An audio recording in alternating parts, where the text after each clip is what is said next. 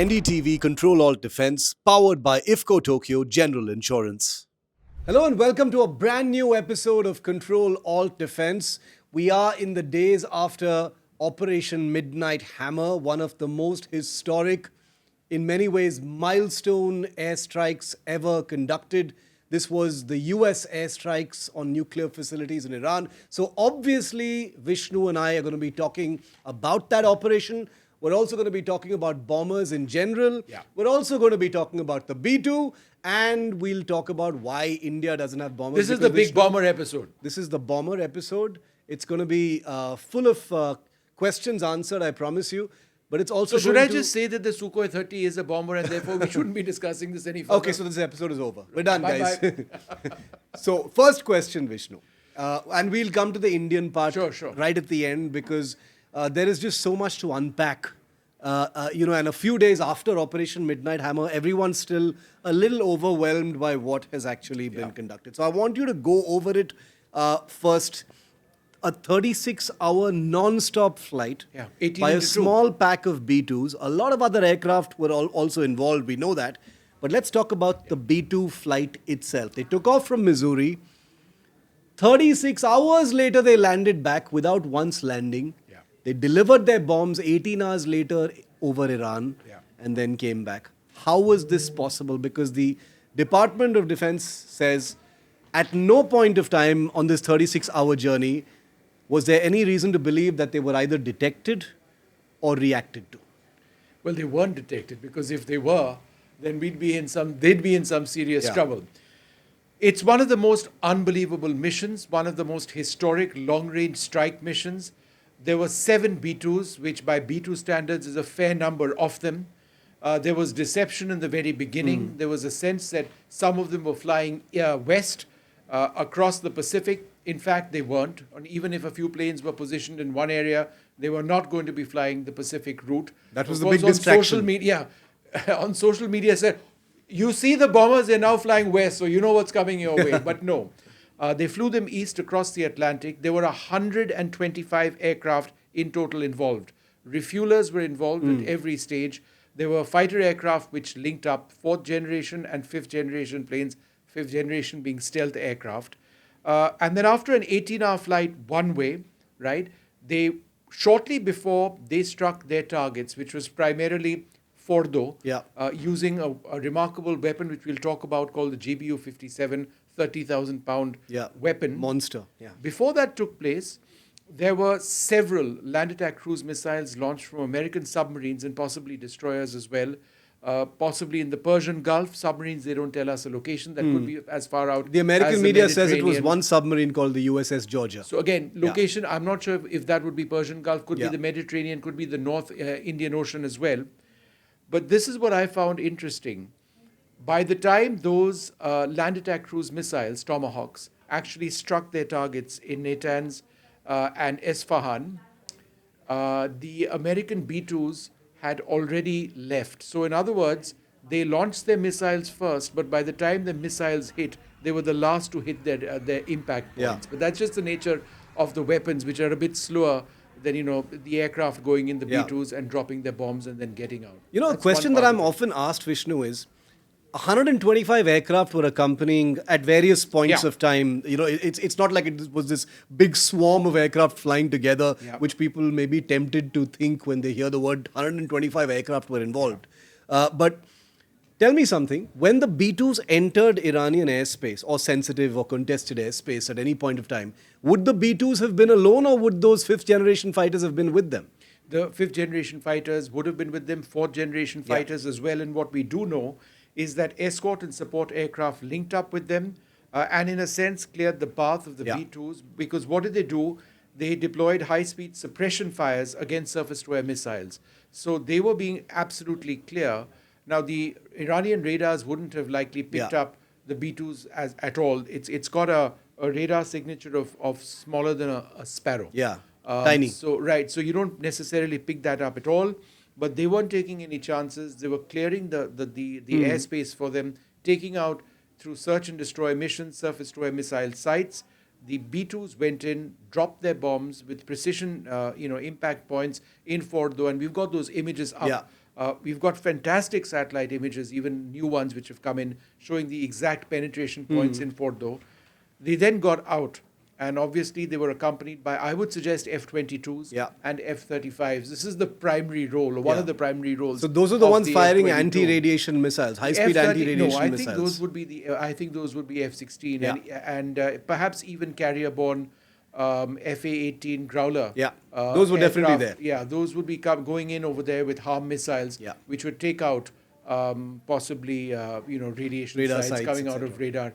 So that's how they did it, and then they had to go all the way up. Think about the reliability of those engines, right? The fact that they didn't have to detour, they didn't have to land anywhere Yeah. else. They went all the way back, presumably to Whitman Air Base in the United States.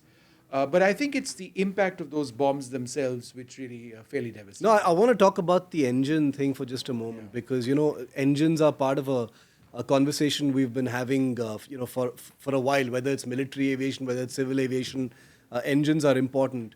These were GE engines, if I'm not mistaken, Yeah, the I ones on the B2, B2s as yeah. well. How does that happen? And these are aircraft, Vishnu, that are not particularly new. The B2s are like in the autumn of their lives. Yeah. Their replacement is already in B-21 radar is flight flying, test, yeah. the Northrop Grumman B-21 radar. That's an incredible aircraft. So a historic, incredibly risky, audacious stealth bombing mission was conducted by an aircraft that is, there's no other way to put it, in the autumn of its life. This is possibly the last decade and a half that these B2s actually have left, given their replacement is waiting on the sidelines, to augment and then replace them at some point. So my question is, Yep. from engine reliability to this for this kind of a long-range mission, to not being detected the entire stretch for an aircraft that came online in the 90s, how big of an achievement is that? That's crazy. Shiv, quick counter question, Yeah. and I promise to answer your question. How many GBU-57s can the new B-21 radar carry? I assume you're asking me this because the B2 can only hold one? No, the B2 can hold two. Oh, the B2 can and hold the two, okay. B-21 can hold just one. Wow. Now, think about it. Yeah. They needed that capability of the B2, which brings me to the answer to your question. It is an old aircraft.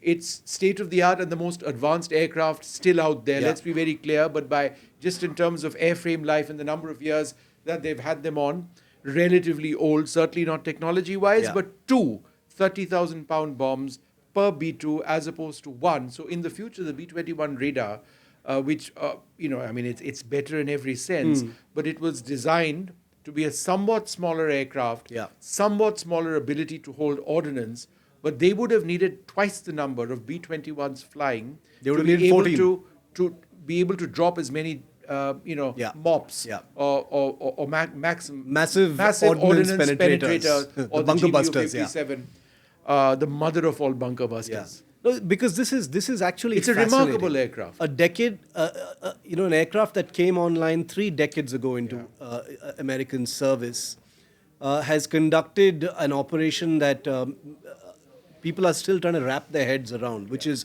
an incredible tribute to the makers of this aircraft, what it has managed to do. Before I move on to the GBU-57, and I do, last question on the B2s themselves. 30 years is a long time, Vishnu. What kind of improvements have been made to the B2? In essence, its stealth airframe, its coatings, etc. The core of why it is a sparrow to radars has remained unchanged. Yeah.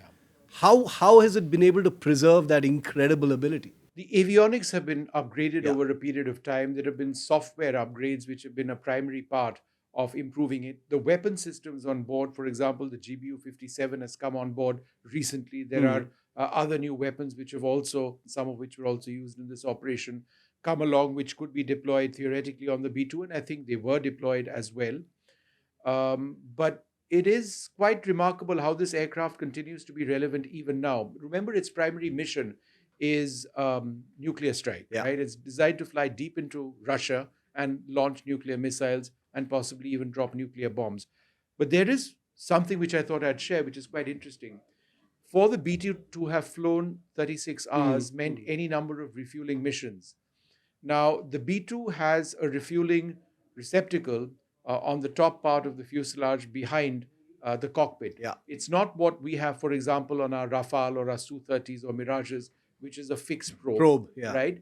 Where the pilot can actually see the probe and they can actually see it going into the receptacle, which is a different way from how the Americans do it with their aircraft. When the Americans refuel and a huge platform like the B-2, it's not a fighter aircraft, it's unwieldy in the air to a certain extent. To actually get it to link up a huge platform like that with the boom, with an air-to-air refueling tanker and get that that probe down to ensure it latches on and it refuels, it's difficult. I've done that, not on a B2, unfortunately. Maybe that would be.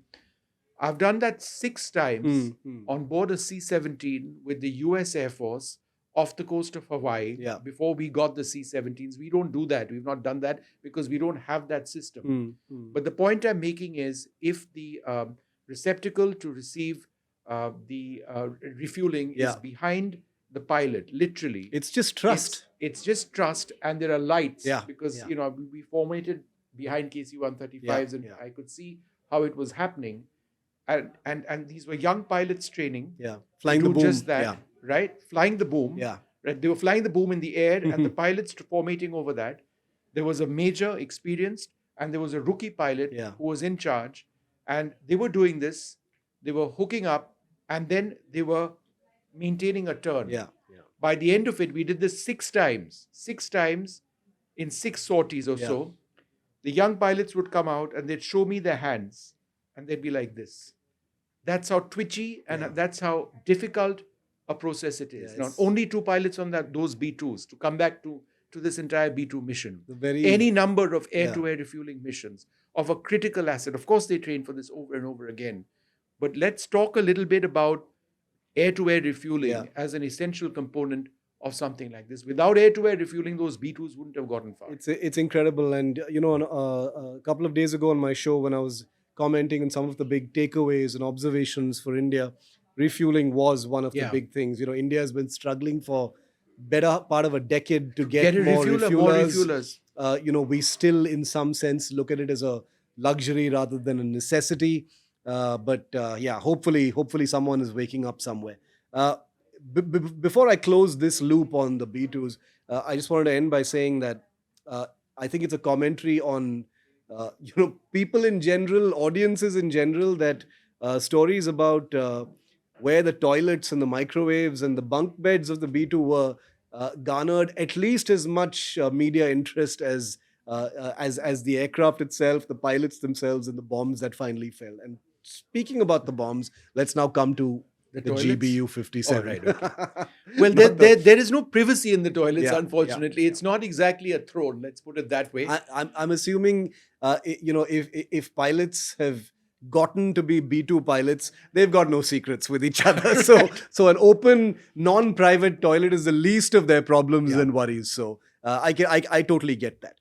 But Vishnu, the GBU-57, this was the 30,000-pound monster, one of the, if not the most powerful non-nuclear weapon of its kind. I think it's there the are most others. Powerful. It is the most powerful. Isn't it? Yeah. It must be the most powerful. 30,000 pounds. They dropped 14 of them.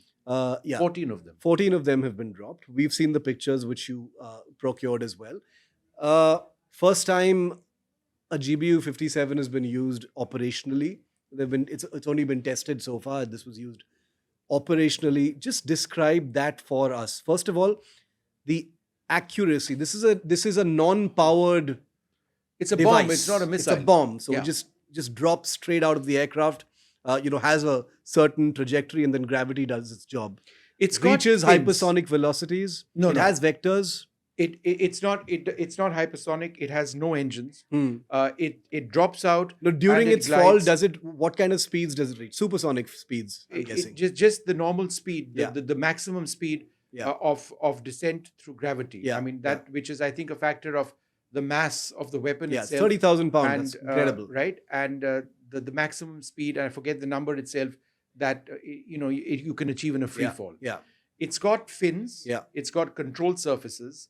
And it's guided through GPS, presumably, and possibly other through a data link as well. Inertial navigation. It could possibly even be guided by people on the ground, but I would suggest that you need to get pretty far away from that. You know what, Shiv? When I was in Afghanistan covering the Afghanistan war, the MOP wasn't used, but the most powerful ordnance that they had at that stage, which was, I think, more than 20,000 pounds, Hmm. was used and Air delivered. air delivered. And I actually saw it explode in the distance. We were in a place called Charikar. They were using these out in the distance. And it was a humongous smoke cloud that came out. But just back on this, um, it is a remarkable weapon because if you see the impact points Yeah. in Fordo, they're right next to each other. The way it works is that this is a penetrator. It's designed to go through the surface of a mountain, which it did. It went down to a certain depth, and then 30,000 pounds, massive warhead over there. It exploded. The second bomb, which followed, is designed to essentially follow the first one. Right. And if you look at the impact Go through the points, shaft created by the first one. the first Yeah. weapon and essentially expand the impact of the explosion itself. The first one is essentially the penetrator Yeah. weapon. The second one does penetrate, obviously, but it's designed to operate right in the area which has already been relatively cleared out. Right.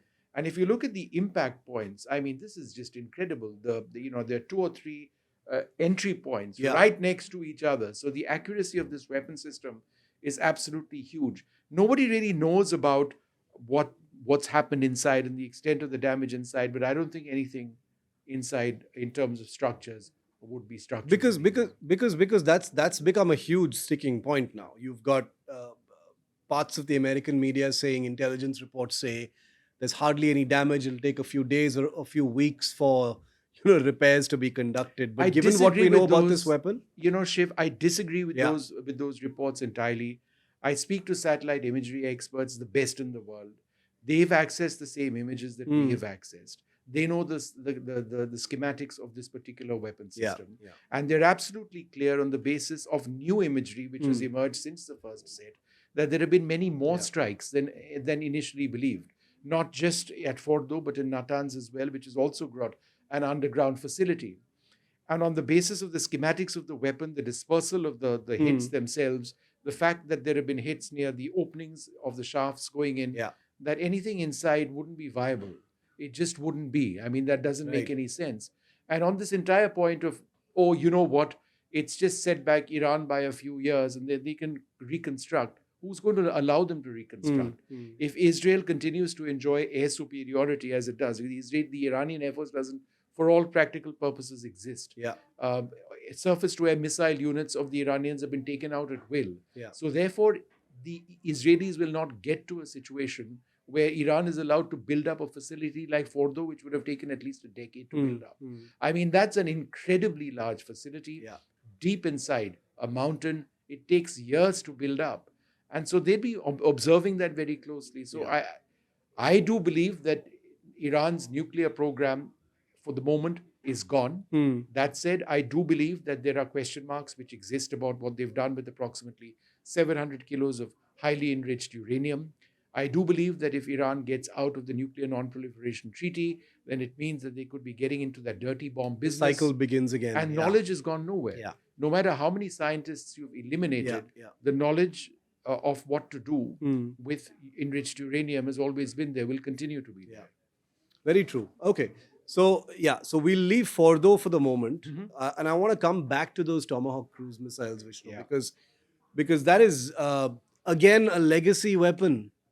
Of course, it isn't an old weapon. It's tempting to look at weapons that were technically used for the first time in anger during the Gulf War, if I'm not mistaken, of 1990-91. Yeah. And then, you move forward 35 years and you're seeing the same weapon being used for a really, really difficult mission. Obviously, it's not the same weapon.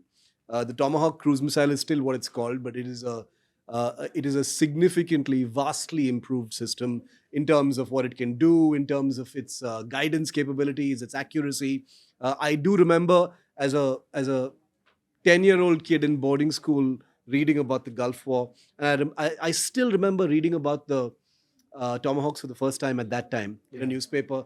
And the phrase devastatingly accurate stood out to me. And I still remember that phrase even now. And that obviously still holds because these weapons have been improved vastly So, Shiv, that's in an where it is. atmosphere where they can be taken out, but they still manage to do their job. It is the gold standard of the American military, but it's been outshone by newer technology. Yeah. The fact is it's subsonic. And just to go back to the point that we began this conversation with, the land attack cruise missiles, the Tomahawk land attack cruise missiles were the first to actually be launched. These are subsonic missiles. But they So were the they'd be- last. They were still flying when the B-2 bombs dropped. The B-2s got out. They were still flying. So It's so- like so- that Avro story which I said a few days back, and then they hit Yeah. Esfahan. The Americans said that in their press conference. So like this, the Tomahawks are in the air and they're moving really slowly, and the B2s come and finish their job. They and drop go the back, bomb, go back. and then the Tomahawks. go That's in. right, yeah. Wow. So just Amazing. when the Iranian defenses thought it might be all over, in fact, there was another round of attacks or hits which Yeah. took place on Natanz and Esfahan, as I understand it. I'm not sure if they hit Yeah. Fordo as well. With No, but I no, but the point you were making, the relevance of the Tomahawk cruise missile, it's been BrahMos, my friend. yeah, It's been BrahMos. BrahMos, yeah. If we've got the BrahMos out to robust ranges of more than 500 kilometers, yeah. they will never tell us the actual range. Yeah. You get the BrahMos out to They want to 1,000 make it a kilometers, 1,000-kilometer range missile. you get it out to 1,000 kilometers. You fly that at Mach 3 plus, Yeah. right? With a massive warhead, which it does have. It's a gigantic missile to begin with. It has the ability to do terminal maneuvers as well. Yes, We are that's right. satisfied enough with the guidance system, right, and the targeting system. So then it's way more effective than the Tomahawk land attack. Why cruise doesn't missile why because of don't its the Americans speed. have a high-speed missile of this They're kind? then? developing that, and they're developing it in the form of hypersonics. Yeah. The Americans have been behind the curve, On hypersonics. not in terms of technology, but in terms of deploying these. And the Chinese have gotten ahead. We are also fairly advanced in terms of what we are looking at, what we are developing. Yeah. Iran developed hypersonics, which were used against Israel even in this, and deployed them very successfully as well. BrahMos isn't hypersonic, at least not in this avatar. There will be a hypersonic avatar in the Correct. future. Yeah. But the Tomahawk land attack cruise missile, in terms of capabilities, in a sense, has been BrahMos, doing a Mark III versus something which is subsonic. Of course, we do have a weapon called the Nirbhay, which has been developed of late. Yeah. That would be in the class of the Tomahawk cruise missile. Correct. But again, it's something that we need to look at very, very carefully, and to see where that technology actually goes. I want you to geek It's a something great for me, weapon, so. Vishnu, on the Tomahawks, because I don't want to assume that everybody understands this, and I want to hear this from you because I know you know how this works. The Tomahawks were fired from A submarine. missile tubes in a submarine that's below the surface of the water. How does that work? Just explain that to someone who still doesn't get it. Submarine commander beneath the waves, where is all that targeting information coming from? How are those missiles bubbling up to the surface, roaring up from there, flying over land, pretty vast distance, and then hitting those targets with accuracy? Take me through that entire path.